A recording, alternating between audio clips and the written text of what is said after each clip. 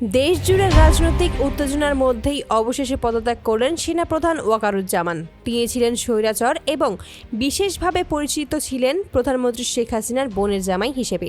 আজ বিকেলেই তার পদত্যাগের ঘোষণা আসে, যা একদিকে জনগণের চাহিদা পূরণ এবং অন্যদিকে দেশের সামরিক অঙ্গনের স্থিতিশীলতা বজায় রাখার একটি উদ্যোগ হিসেবে দেখা হচ্ছে।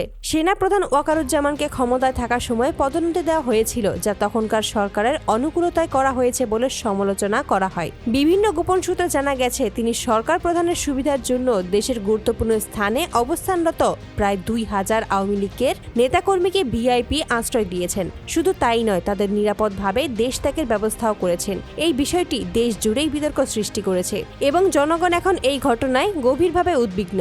এছাড়া গুম ও হত্যার ঘটনায় পরোক্ষভাবে জড়িত থাকার অভিযোগে উঠেছে সেনাপ্রধানের বিরুদ্ধে। যদিও সরাসরি এখনো প্রমাণ হাতে আসেনি, তথাপি জনগণ বিশ্বাস করছে যে তিনি ক্ষমতায় থাকাকালীন সময়ে আওয়ামী লীগের নেতাদের সহায়তা করার বিষয়টি নিশ্চিত করতেন। এই কারণে জনগণ দীর্ঘদিন ধরেই তার দ্রুত পদত্যাগের দাবি তুলছিল।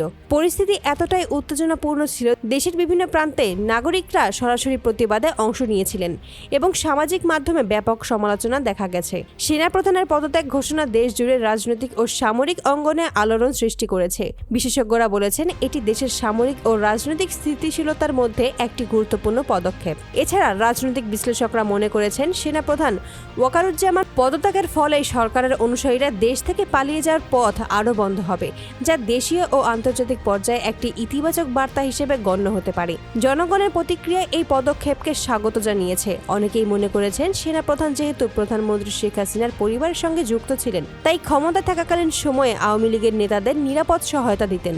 এই বিষয়টি দীর্ঘদিন ধরেই দেশে বিতর্কের জন্ম দিয়েছিল। আজ তার পদত্যাগ দেশের রাজনৈতিক মানচিত্রে এক নতুন নির্দেশনা আনতে পারে। এই পদত্যাগ একটি গুরুত্বপূর্ণ ঘটনা, যা দেশের সামরিক ও রাজনৈতিক অঙ্গনে দীর্ঘমেয়াদী প্রভাব ফেলতে পারে। সেনাপ্রধান ওয়াকারুজ্জামানের পদত্যাগের পরবর্তী পদক্ষেপ এবং দেশের সামরিক ও রাজনৈতিক পরিস্থিতি কেমন হবে, সেটাই এখন সকলের নজরের কেন্দ্রবিন্দু।